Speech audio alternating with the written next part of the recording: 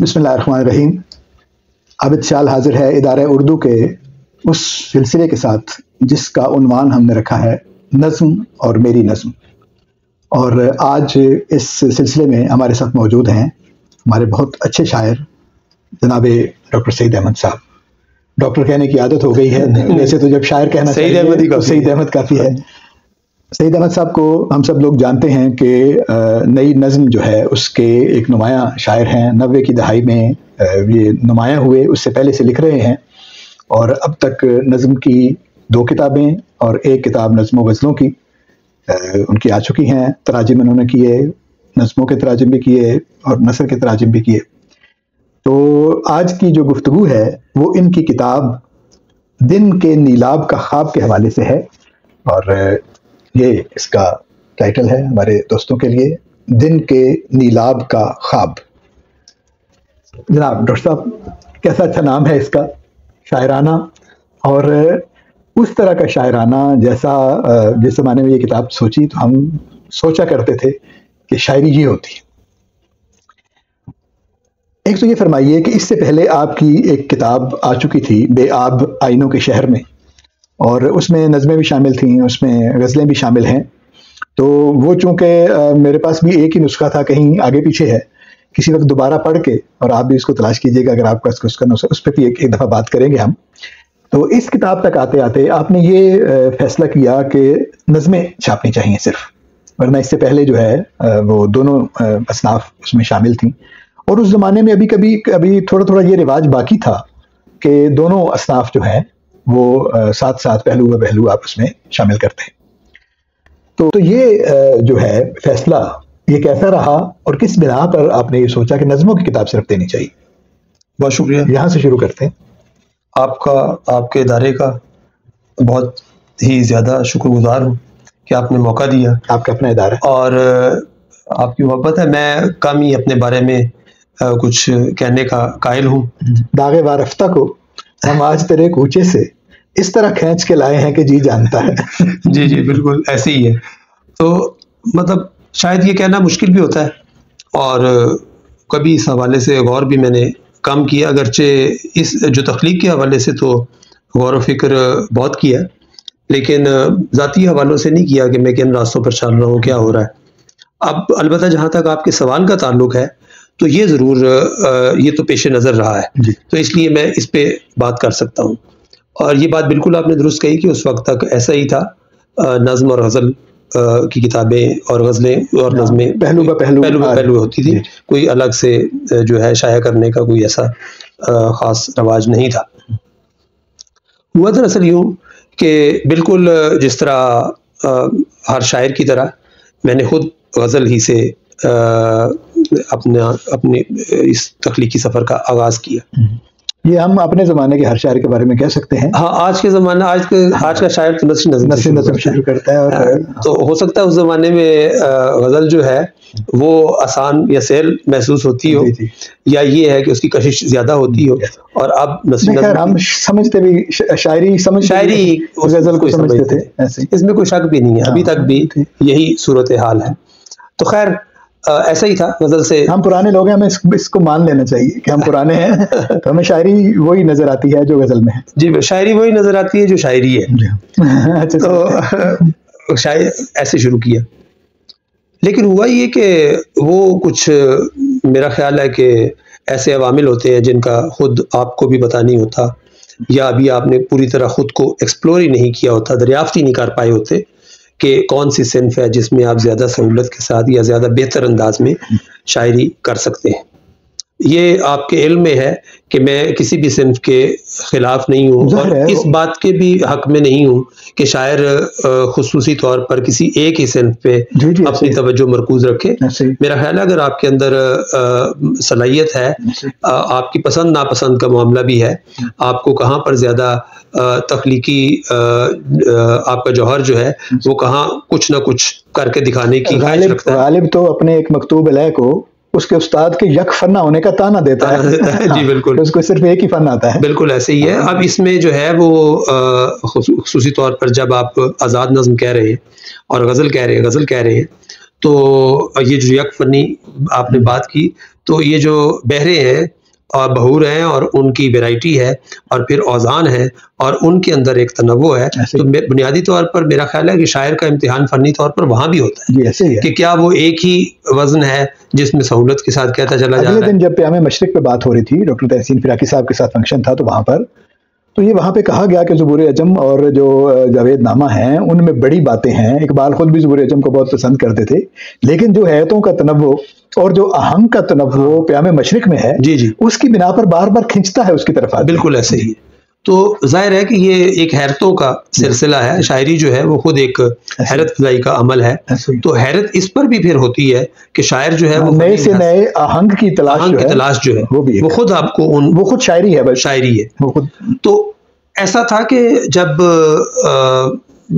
بالکل آغاز ہی میں نے نظمیں بھی لکھنا شروع کر دی، اور مجھے یاد پڑتا ہے کہ حلقہ ارباب ذوق میں نے اپنی جو ابتدائی نظموں میں سے ایک نظم پڑھی، تو ضیاء جالندری صاحب صدارت فرما رہے تھے، تو انہوں نے مجھے کہا کہ نوجوان لگتا ہے آپ نے نون میم راشد کو بہت پڑھا ہے۔ تو وہ جیسے ہوتے ہیں آپ 18-20 سال کے، تو میں نے بھی برجستہ کہا کہ سر ابھی تو میں کلیات خریدنے کے بارے میں سوچ رہا ہوں، تو ابھی میں نے پڑھا نہیں ہے۔ لیکن اس میں بھی کوئی شک نہیں ہے کہ اس سے پہلے میں اختر حسین جعفری کو بہت پڑھ چکا تھا، یہ بھی ایک اتفاق تھا۔ تو کتاب ہاتھ لگ گئی، اور بلکہ ہاتھ کیا لگ گئی، بتانا چاہیے کہ احسان اکبر صاحب کے پاس ہم جایا کرتے تھے، اور وہ ہمارے استادوں میں سے ہیں۔ تو انہوں نے ایک مطلب یہ سوچے سمجھے بغیر کہ میں ہوں بھی اس قابل یا نہیں، میں نے ایک ایسی عرض کیا کہ سر کوئی کتاب عنایت فرمائے، مطلب خریدنے کی بھی جو ابھی نہیں تھی۔ تو میرا خیال ہے آپ سوچتے ہوں گے کہ سوچے سمجھے بغیر، لیکن جو استاد ہیں ان کو پتا ہوتا ہے کہ کون سا آدمی جو ہے شاید ایسا ہو، لیکن میں کیا پڑھانا چاہیے تو وہ کیا بنے گا، ممکن ہے۔ لیکن انہوں نے کتاب آئینہ خانہ جو ہے اپنی کتابوں میں سے نکالی۔ میں بھی جب گیا اپنے پرویز بزمی صاحب میرے استاد ہیں، تو ہم جو ہیں جو کالج کے زمانے میں سب لوگ پڑھتے ہیں انہیں شاعروں کو پڑھتے تھے، تو انہوں نے مجھے کہا کہ اب تک جتنا پڑھنا تھا پڑھ لیا، تو انہوں نے مجھے شکیب جلالی کی کتاب اور شب رفتہ مجید امجد کی کتاب دی کہ پہلے ان کو پڑھو اور اس کے بعد پھر جو دل کرے، پھر کہاں کوئی اور پڑھنے کو دل کرتا ہے۔ بس کچھ ایسا ہی ہوا کہ انہوں نے کہا کہ یہ آئینہ خانہ دی، اور ساتھ کہا کہ یہ اردو کی ماسٹر پیس نظمیں ہیں۔ اب جب گھر آ کے دیکھا تو پہلی نظم سے کچھ بھی، وہ جو ماسٹر پیس والی بات ہے وہ تو اس کا تو، لیکن یہ بات چونکہ استاد نے کہی تھی تو یہ ہمیشہ ذہن میں رہی کہ یہ اردو کی ماسٹر پیس نظمیں ہیں۔ سو میں نے انہیں ایسے ہی اچھا، پھر یہ ہے کہ آئینہ خانہ کا آہنگ اور وہ تو ویسی بڑی کشش رکھتا تھا، لہٰذا وہ مصروں کے مصرے اور نظموں کی نظمیں یاد ہوتی چلی گئیں۔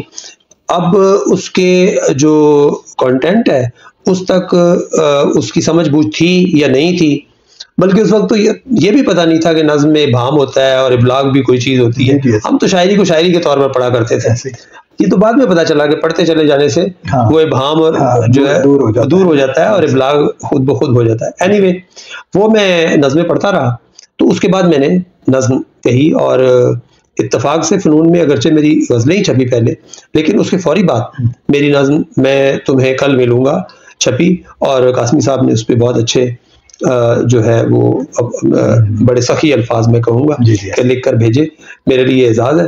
اور بس یوں ایک طرح سے وہیں سے تھوڑا سا رخ بدل گیا میرے تخلیقی سفر کا، اور میں نے نظم پر بھی اتنی ہی توجہ دینی شروع کر دی، لیکن اس وقت تک غزلیں خاصی تعداد میں کہہ چکا تھا۔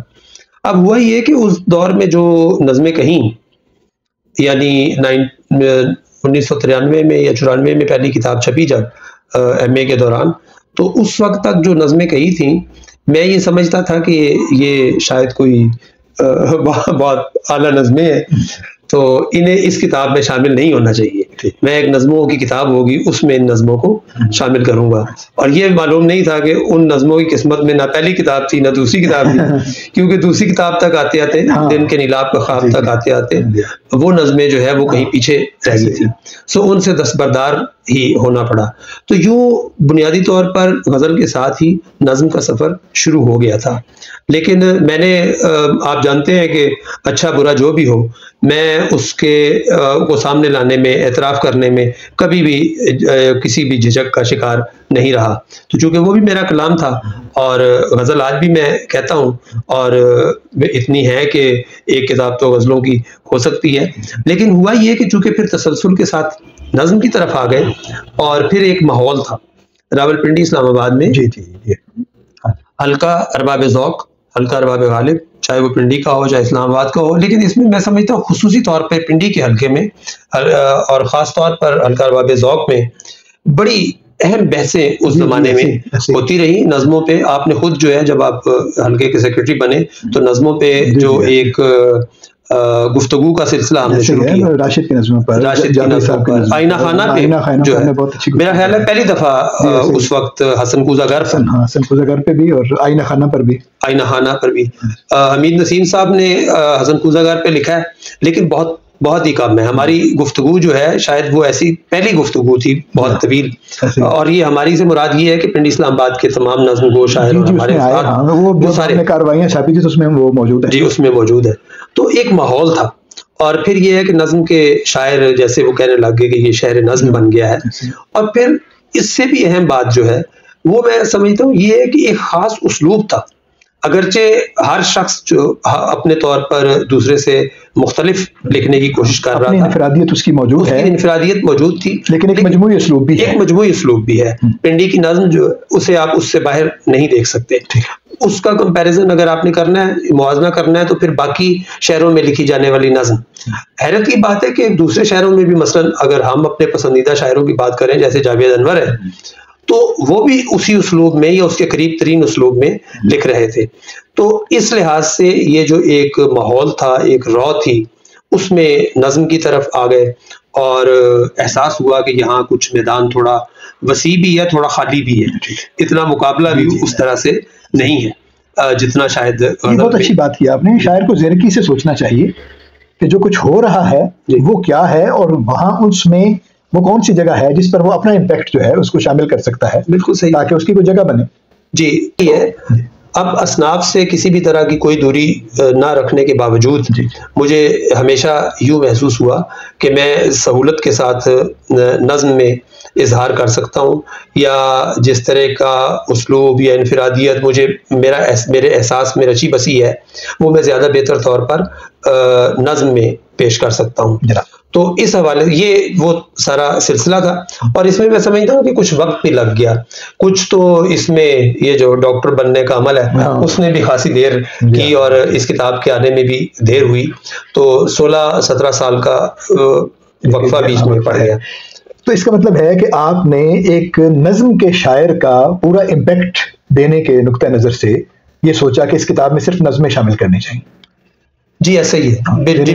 اگر مختصر الفاظ میں ہم دیکھیں تو یہ اس میں آپ نے بہت سی باتیں اس کے اسلوب کے بارے میں اور مجموعی ایک پہلو ایک بات اور شامل کر دوں کہ آپ جانتے ہی ہیں میں اور داؤد رضوان جو وہ کتنے قریب تھے، اور چونکہ ہر وقت ایک گفتگو تسلسل کے ساتھ پچھلے دنوں بلکہ کل پرسوں ہی عاصم بٹ یہ بات کر رہے تھے کہ ناول سے جو آپ کا تعلق ہے اس میں مجھے حیرت ہوتی ہے.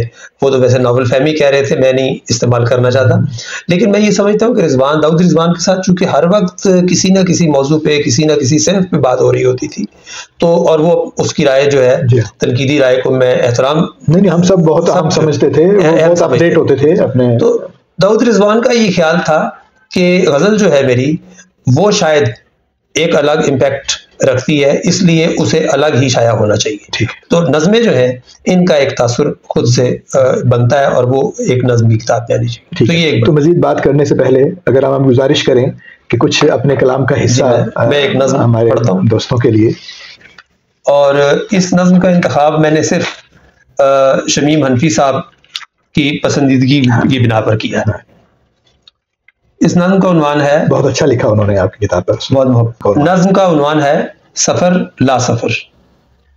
وقت کی زنجیر تو کٹ نہیں سکتی مگر، وقت کی زنجیر تو کٹ نہیں سکتی مگر، کھول گھڑی دو گھڑی کفل درے ذات کا. کھول گھڑی دو گھڑی کفل درے ذات کا، آئینہ ضبط کو سنگ تمنا سے توڑ، اور خوشی سے بہا دل میں رکا سیل درد. کیا بات ہے. اور خوشی سے بہا، اور خوشی سے بہا دل میں رکا سیل درد. سیل درد کو خوشی سے بہا. سبحان اللہ. وقت کی زنجیر تو کٹ نہیں سکتی مگر کھول گھڑی دو گھڑی قفل در ذات کا، آئینہ ضبط کو سنگ تمنا سے توڑ اور خوشی سے بہا دل میں رکا سیل درد. سوچ ذرا دیر کو گوشت کے ملبوس میں پنجرہ ہے یہ پسلیاں. سوچ ذرا دیر کو گوشت کے ملبوس میں پنجرہ ہے یہ پسلیاں، جس کے عجب سحر میں قید تیری روح کا طائر خوش رنگ ہے. جس کے عجب سحر میں قید تیری روح کا طائر خوش رنگ ہے. آنکھ اٹھا کر تو دیکھ بازو کشادہ کیے وہ شجر شش جہت، کتنے زمانوں سے ہے صرف تیرا منتظر. کیا بات ہے. آنکھ اٹھا کر تو دیکھ بازو کشادہ کیے وہ شجر شش جہت، کتنے زمانوں سے ہے صرف تیرا منتظر.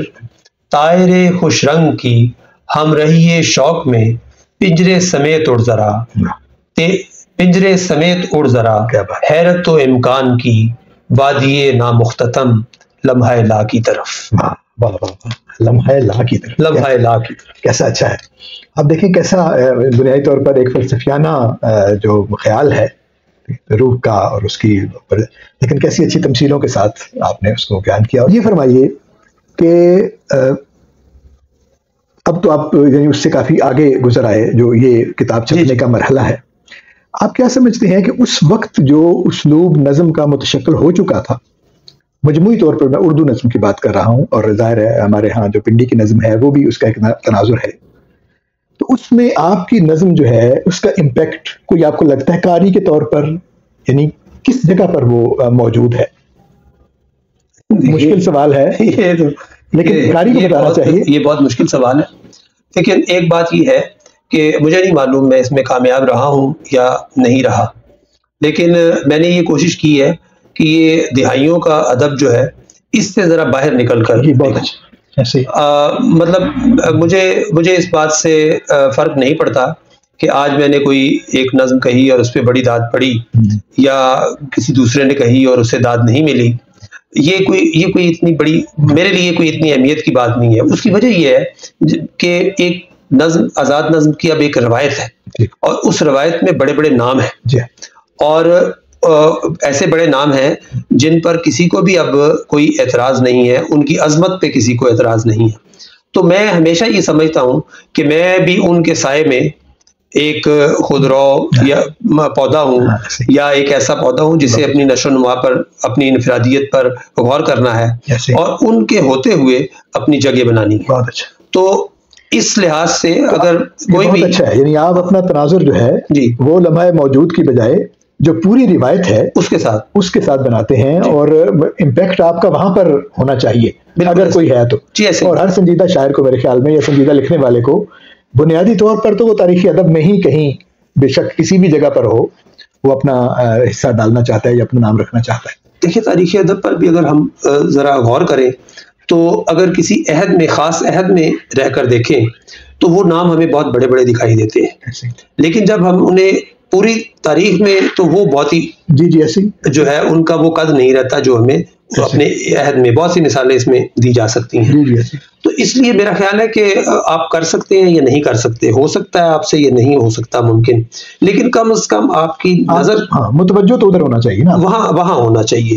تو میں یہ سمجھتا ہوں کہ نور میم راشد ہیں، یا مجید امجد ہیں، یا میرا جی ہیں، یا بعد میں جیلانی کامران ہے، ہمارے اپنے عہد تک آتے ہیں، آفتاب اقبال شمیم ہے، احسان اکبر ہے. تو ان تمام شعراء کے ہوتے ہوئے اگر کہیں آپ کے بارے میں بھی کوئی بات کر لیتا ہے یا یہ سمجھتا ہے کہ چلے فی الحال لمحہ موجود میں ہی صحیح یہ بھی اس رو کے شاعر ہیں، تو یہ بھی بہت بڑی بات ہے. تو میں اپنے آپ کو کچھ اس رو کا شاعر تو سمجھتا ہوں، لیکن اس سے زیادہ شاید میں کچھ نہیں کہہ سکتا. اس جو میرا سوال تھا اس کا تناظر یہ تھا، مطلب ظاہر ہے یہ پذیرائی کی اور جو قاری تک پہنچنے کی یا اس کی طرف سے داد آنے کی وہ بھی جو ایک بات ہے، لیکن وہ نہیں. میرے کہنے کا مطلب تھا کہ کچھ اسالیب ہیں نظم کے، کچھ نظم کو لکھنے کے طریقے ہیں، کچھ یعنی اس کے پیرائے ہیں مختلف. تو اس میں مثلا اس طرح کی نظم بھی لکھی جا چکی تھی، اس طرح کی بھی لکھی جا چکی تھی، اس طرح کی بھی لکھی جا رہی ہے. تو وہاں پر آپ نے اپنی جو جگہ بنانے کی کوشش کی ہے اس کے عناصر یعنی کیا ہے؟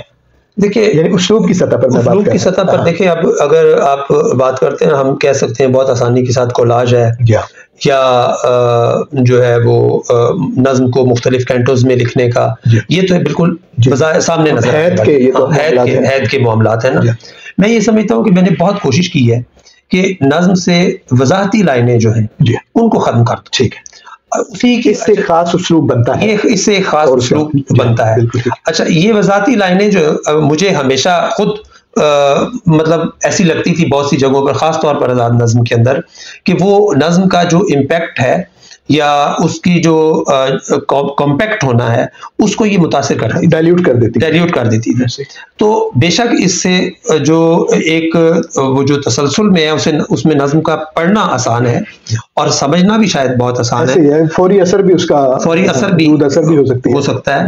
لیکن میں نے یہ کوشش کی ہے کہ کچھ نہ کچھ قاری بھی اس میں حصہ ڈالے، اپنا حصہ ڈالے، یعنی صرف پیسے نہ رہے وہ غور کرے، ایکٹیو قاری. ہاں. اچھا، پھر ایک اور بات ہے کہ یہ کوئی ایسی نئی بات بھی نہیں. غزل میں غزل کے بلکہ وہ مثال میرا خیال حال ہی نے لکھا ہوا ہے، گدا سمجھ کے وہ چپ تھا، میری جو شامت آئی اٹھا اور اٹھ کے قدم میں نے پاسباں کے لیے. اب کتنے گیپس ہے اس کے اندر. ایک سادہ ہے، مطلب ہمیں تو بالکل سادہ لگتا ہے، بالکل سادہ ہے، لیکن اگر دیکھا جائے تو غالب کو بتانا پڑا کہ اس سے پیچھے اصل میں ایک کہانی ہے. تو وہ جو پس نظم ایک کہانی ہے، ایسے وہ میں کم از کم اس کے بیان کا قائل نہیں. یعنی جتنا کہا ہے اتنا ہی کم از کم اس میں ان کہا بھی ہونا چاہیے، جی، جس تک وہ قاری جو ہے وہ خود پہنچے. یہ بالکل ٹھیک ورڈ آپ نے استعمال کیا، ان سیڈ، جسے آپ کہتے ہیں ان کہا. تو نظم میں جو ان کہا ہے وہ بڑی اہمیت کا حامل ہے، اور وہ ان کہا قاری کو خود شامل کرنا پڑتا ہے. جب شاعر بھی اسے بتانے لگتا ہے تو وہاں مجھے محسوس ہوتا ہے کہ نظم جو ہے وہ شاید ڈریگ ہو رہی ہے یا اس کی وہ جو اٹھان ہے وہ باقی نہیں رہی، اس وجہ سے شاید. ایسے ہی ہمارے شروع کے لوگوں نے، مثلا راشد نے اور اختر علی مان نے بڑی کوفت کے ساتھ یہ باتیں لکھی ہیں کہ خود لکھ کر اس کا مطلب بھی بتانا پڑتا ہے. ہاں جی جی، کہ جناب ایسے ہی ہے، بالکل ایسے ہی ہے. کیا پتا خود سمجھنا بھی پڑتا ہو بعد میں، چونکہ اعتراضات بہت ہیں اس لیے میں خود ہی کر لیتا ہوں اعتراض. دیکھیے بات یہ ہے کہ ہر طرح کا قاری موجود ہے، اور ظاہر ہے جس طرح کا کام آپ کر رہے ہوتے ہیں تو اس سے آپ کو پہلے ہی پتہ چل جاتا ہے یا ہوتا ہے کہ اس کا قاری کون ہوگا، کس طرح کا ہوگا اور کتنا ہوگا. تو اگر میں سمجھتا ہوں کہ اگر تھوڑے لوگ بھی ہیں لیکن وہ سمجھ رہے ہیں کہ آپ نے کیا کیا ہوا ہے، تو آپ اپنے آڈینس تک پہنچ گئے. اور پھر وقتی اور ہنگامی چیزوں کی بجائے جو دیر پائی کا تاثر رکھنے والی اور دیر پائی کے ایلیمنٹ رکھنے والی چیزیں ہیں وہ اگر آپ کے پاس موجود ہیں تو وہ چلے گا. بنیادی طور پہ اس بات کا فیصلہ شاعر نے خود کرنا ہوتا ہے کہ کیا وہ اتنے پیشنس اس کے اندر ہے، اصل میں بات یہ ہے کہ وہ یہ دقت، یہ مشکل برداشت کر لے کہ اس کی ریکگنیشن نہیں ہو رہی، اسے لوگ پڑھنے والے بہت کم ہیں. دوسری ایک اور بات ہے کہ چونکہ جب آپ کوئی بہت نئی بات کہنے کی کوشش کرتے ہیں یا بہت نیا اسلوب اختیار کرنے کی کوشش کرتے ہیں، بلکہ میں اگر یہ بھی کہوں جو میں نے ایک اور کوشش کی ہے کہ جو نئی تمثالات ہیں وہ نئے اپنے جو مانوی پیکر ہیں ان کے ساتھ آئیں. بالکل. اب یہ ساری باتیں ایسی ہیں کہ اچھا، پھر یہ ایک اور بات ہے کہ مصرع آپ ایک ہی مصرع 10 شاعروں کے ذہن میں آ سکتا ہے، لیکن آپ اس کو کس طرح سے بیان کرتے ہیں یا لفظی تال میل آپ کا جو ہے وہ کیسا ہے، اور در و بست جسے آپ کہتے ہیں، جس سے وہ دوسروں سے مختلف ہو جائے، جو دوسروں سے مختلف اور آپ کا ہو جائے. اچھا، جب ایسا ہوگا تو یقیناً یہ دوسروں کے لیے بہت مشکل ہو جائے گی. میں اور داؤد رضوان اکثر یہ بات کیا کرتے تھے کہ یہ شاعر نظم نگار پر ہے، چلے غزل کو بھی رہنے دیتے ہیں، ویسے تو غزل بھی شامل ہے، کوئی بھی صنف شاعری کی اس سے مبرہ نہیں ہے. نظم نگار پر ہے کہ وہ 10 لائنیں نظم کی لکھ لے یا 10 لائنوں کو ایک لائن میں سم اپ کر دے. بہت اچھا، ٹھیک ہے. اب یہ تھا وہ بنیادی، یہ سادہ سی بات ہے، مجھے نہیں معلوم ٹیکنیکلی اس کو کس طرح بیان کرنا چاہیے، لیکن ہم یہ کوشش کرتے تھے کہ یہ جو وضاحتیں ہیں، یہ جو پھیلاؤ ہے، اس کو سمٹایا جائے اور ایک مصرے میں اسے اس کی دبازت جو ہے وہ ایسی ہو، اور یہ دبازت صرف ظاہری سطح پر نہ ہو، مانوی سطح پر ہونی چاہیے. میں اس بات کا ہرگز یہ کمپیکٹ کا بالکل اصل جو ہے نا، یعنی جو کمپیکٹ اس چیز کو کہتے ہیں جس کا کنٹینٹ اتنا ہی ہوتا ہے لیکن اس کا سائز چھوٹا ہو جاتا ہے. بالکل وہ ٹرم نہیں ہے کہ اس کو کاٹ کے آپ آدھا کم کر دیں، بلکہ وہ پوری کی پوری چیز ہے جس کا سائز چھوٹا کر دیا گیا ہے. یہ فرمائیے آخر پہ کہ آپ اپنی نظم کی کتابوں میں جو آغاز کرتے ہیں اس میں غزل کا شعر لکھتے ہیں، تو اس کی کیا وجہ ہے؟ اس کی ایک وجہ تو یہ ہے کہ غزل مجھے بہت پسند ہے. ہاں میں ابھی دیکھیں ایک بات اور، میں ابھی چونکہ وہ ویسے میں یہ لکھنا چاہ رہا تھا اس حوالے سے، ابھی جو تازہ ترین نظم یا غزل ابھی میں اس کا فیصلہ نہیں کر سکا، جو کتاب آنے والی ہے تو اس کے دیباچے میں میرا خیال تھا کہ یہ بات میں لکھوں گا. ابھی میں یہاں کہہ دیتا ہوں، اور مجھے نہیں معلوم کہ نظم نگار اسے پسند کریں گے یا نہیں کریں گے، لیکن میں جیسا سمجھتا ہوں میں ویسے ہی بیان کرنے کا قائل ہوں. میں کیا چاہتا ہوں، دیکھیں ایک بات ہمیں تسلیم کرنی چاہیے کہ جو اعلیٰ درجے کی غزل ہے ہماری جدید نظم اس کے بہت قریب ہے. اب یہ ایک مشکل شاید ہو کہ ایسا آپ کیسے کہہ سکتے ہیں. دیکھیں اگر آپ نا نظم غزل کو ایک نظم کے طور پر دیکھیں تو اس کا ہر شعر ایک الگ اکائی ہونے کے باوجود صرف قافیہ ردیف سے نہیں، ٹھیک ہے، اس کے لیے بہت سے کبھی زیری وحدت اور اس طرح کے الفاظ استعمال کیے گئے، لیکن ہم نے کبھی غور نہیں کیا اس حوالے سے. لیکن یہ حقیقت ہے کہ یہ جو فریگمنٹس کا اور یہ کولاج کا جو معاملہ ہے یہ سب سے پہلے غزل میں موجود ہے. ایسے اس کا پوئٹک امپیکٹ تو ایک ہے نا، پوئٹک امپیکٹ ایک ہے.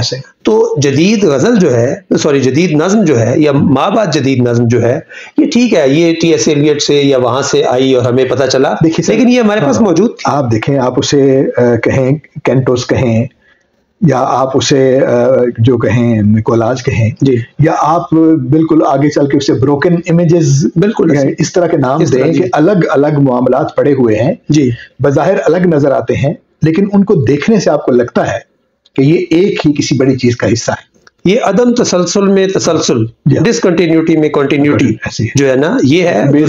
جو آپ بلکہ اب تو بے ترتیبی میں ترتیب اور اس طرح کی بہت ساری چیزیں یہ تو فلسفے بن کر آ گئے ہیں. تو غزل جو ہے وہ اس لحاظ سے میں ہمیشہ، اور جتنی بھی بڑی غزلیں ہیں یا اعلیٰ درجے کی غزلیں ہیں ان کو پڑھتے ہوئے ان کی فضا آپ کو یہ بتائے گی. اگر آپ، میرا خیال ہے کہ غزل گوؤں نے یا غزل کے نقادوں نے کبھی اس طرف توجہ ہی نہیں کی، اور شاید ضرورت بھی نہیں محسوس کی، اگرچہ باتیں تو ہوتی رہی کہ یہ اعلیٰ درجے، یہ سب سے بڑی غزل ہے فلاں شاعر کی وغیرہ وغیرہ، لیکن اس سے اگر ایک نظم کے طور پر ہم غور کریں تو ہمیں احساس ہوگا کہ ہماری جو جدید نظم ہے یا ماں بعد جدید نظم آپ سے اب قرار دیتے ہیں، اس نے یہ سارا اسلوب یہ ہمارے پاس موجود تھا، بے شک مغرب سے لیا ہے، لیکن یہ خلا، یہ اسپیس دینے کی باتیں اور یہ سارا کچھ تو ہے، تو پھر اس سے روگردانی کی ضرورت کیا ہے؟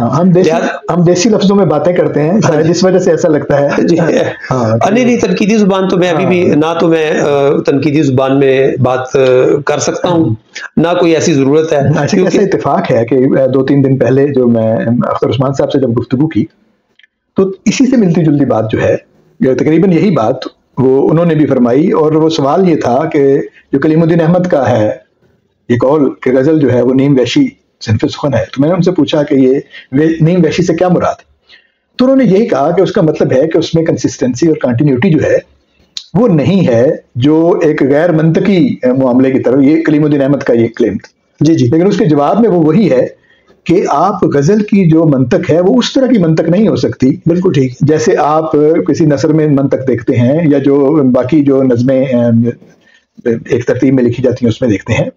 تو مطلب جو آرٹ کا ایلیمنٹ ہے، ایک بڑا آرٹ پیس ہے کوئی بھی، اس کی اپنی ایک منطق ہے، اس کی اپنی ایک ترتیب ہے.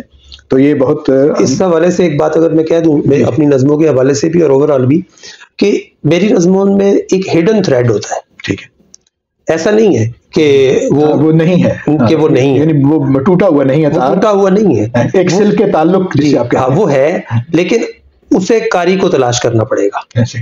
وہ قاری کی میں سمجھتا ہوں کہ ذمہ داری ہے. اگر میری نظموں میں کوئی مشکل ہے تو وہ اتنی سی ہے کہ وہ جو چھپا ہوا تسلسل کا دھاگا ہے اسے اگر آپ تلاش کر لیتے ہیں تو آپ کہیں گے کہ یہ نظمیں ویسی ہی ہیں جیسی، صرف یہ ہے کہ شاعر نے یہ فلاں فلاں جگہ یہاں یہ کر کے اگر جوڑ دیتا اس کو تو آسانی ہو جاتی، تو وہ ہڈن تھریڈ ہے ایسے ہی. تو اس سے ایک آگے کی بات بھی کی جا سکتی ہے جو میں کر دیتا ہوں، وہ یہ ہے کہ آپ نے اگر ایک دھاگا اپنی طرف سے رکھا ہے تو ممکن ہے کہ آپ نے غلطی سے 4-5 دھاگے رکھ دیے جس کو آپ ایک سمجھ رہے ہو. جی ایسے ہی ہے. قاری آپ ایک دھاگا سمجھتے ہو لیکن قاری اس میں سے 2 3 4 دھاگے بھی تلاش کر سکتا ہو، اور ایسا ہی ہوتا ہے. جی.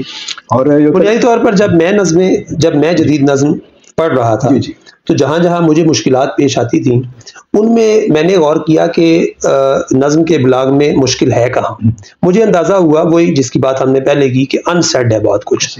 اس کو جب میں نے خود ایکسپلور اپنے طور پر کر لیا، درست یا غلط، تو مجھے یہ لگا کہ یہ تو بڑی حیرت کا عمل ہے. ہاں دیکھیں، ایک بات ہمیں ذہن میں رکھنی چاہیے کہ شاعری جو ہے یہ کہیں نہ کہیں اس کا تعلق پہیلی کے ساتھ ہے. جیسے آپ پہیلی کو بوجھنے کے عمل سے گزرتے ہیں اور پھر بوجھ لیتے ہیں اور پھر ایک مسرت اور حیرت کا شکار ہوتے ہیں، شعر بھی اور شاعری بھی اور نظم بھی یہ بھی ویسی ہی ہے. تو بعض پہیلیاں بہت مشکل ہوتی ہیں. لیکن آپ یہ دیکھیں، اگلے دن میں پہیلی کے بارے میں یہ بات سن رہا تھا، کسی نے کہیں لکھی یا کی ہے کہ کیا آپ دیکھیں پہیلیاں جو ہیں وہ صدیوں سے چل رہی ہیں وہی پہیلیاں. جی. اگر وہ ایک دفعہ اس کا مطلب معنی کھل گیا تھا، پتہ چل گیا تھا کہ اس کا جواب یہ ہے، تو اس کو تو ختم ہو جانا چاہیے تھا اپنے زمانے میں. وہ اگلے زمانے میں بھی آتی ہے، پھر آتی ہے، پھر آتی ہے، پھر آتی ہے. اچھا، ہم جب بچپن میں تھے آپ کو یاد ہے کہ وہی والی پہیلیاں بار بار پوچھا کرتے تھے. جی. اور بار بار خوش ہوتے تھے. جی. تو اس کا مطلب ہے کہ ایک اس میں نا یہ بنیادی طور پر سوچنے پہ اکسانے کا عمل ہے. وہ جو آپ انسیڈ رہنے دیتے ہیں اور پھر اسے آپ بوجھتے ہیں تو حیرت اور مسرت کے ساتھ ساتھ اس وقت تک جب تک آپ اس تک پہنچ نہیں سکتے آپ کے سوچنے کا عمل جاری رہتا ہے. تو شاعری جو ہے وہ آپ کو سوچنے پر ہی اکساتی ہے. یہ سوالات ہیں، ان کے جوابات آپ خود تلاش کرتے ہیں. بجائے خود ایک حزم موجود ہے جی بالکل سارے عمل میں، اور وہ ظاہر ہے، لیکن ظاہر تھوڑی دیر کے بعد آنا شروع ہوتا ہے جب آپ کو کھیل کا تھوڑا پتہ چل جاتا ہے. تو وہ زیادہ تفصیلی ہو گیا. غزل کا شعر لکھنے کی بنیادی وجہ یہی ہے کہ میں اسے بہت دور نہیں سمجھتا. ہاں، اب یہ بھی دیکھیے، مثلا آپ جب نقطے ملاتے ہیں، ایسے آپ نے 4 نقطے ملائے، وہ جو تھریڈ کی بات کر رہا تھا کہ آپ سمجھتے ہیں کہ ان کو ایسے کر کے ملایا جا سکتا ہے. جی. لیکن جب نقطے پڑے ہوئے ہیں تو ہو سکتا ہے کسی اور آدمی کے ذہن میں آئے کہ ان کو ایسے بھی ملایا جا سکتا ہے اور اس سے ایک اور تصویر بنے. تو اس وجہ سے مطلب اس امکان کو رکھنا چاہیے کہ دیکھیں غزل کے شعر میں بھی ایسے ہی ہے نا کہ اپنی طرف سے تو ایک معنی تو رکھتا ہے شاعر، کم از کم ایک معنی، لیکن ہر آنے والا دور جو ہے اس میں سے ایک نیا معنی تلاش کرتا ہے جو ممکن. اور وہ جو ابھی نواز والا واقعہ ہے کہ وہ جو مدرسے میں پڑھا رہا تھا اس کا شعر، تو اس نے کہا کہ واللہ یہ جو کچھ باتیں کر رہا ہے استاد، یہ میں نے تو کبھی، میرے تو گمان میں بھی نہیں تھی کہ میرے شعر میں یہ باتیں بھی ہو سکتی ہیں. بالکل ایسے. تو اس طرح سے ایک شاعر خود جو ہے وہ اس سے آگاہ نہیں ہوتا. زیرک نقاد، زیرک کاری جو ہے وہ مدد کرتا ہے شاعر کی اس معنی کی تلاش میں جو خود اس کو بھی شاید پتہ نہ ہو. تو دیکھیں آپ کی کتاب اور آپ کی جو تخلیق ہے وہ کیسی بابرکت ہے کہ اس کے حوالے سے ہم نے نہ صرف آپ کا جو تخلیقی عمل ہے اس کے بارے میں بات کی اور اس کتاب کی جو تحسین ہے اس کے کچھ پہلو دیکھے، بلکہ اوورآل نظم کے بارے میں، ادب کے بارے میں، پڑھنے کے بارے میں، تنقید کے بارے میں، قاری اور تخلیق کے تعلق کے بارے میں بہت اہم نکات سامنے آئے. تو آپ کا بہت شکر گزار ہوں. امید ہے کہ ہمارے دوستوں کو بھی یہ باتیں پسند آئی ہوں گی. آپ کا بہت شکریہ.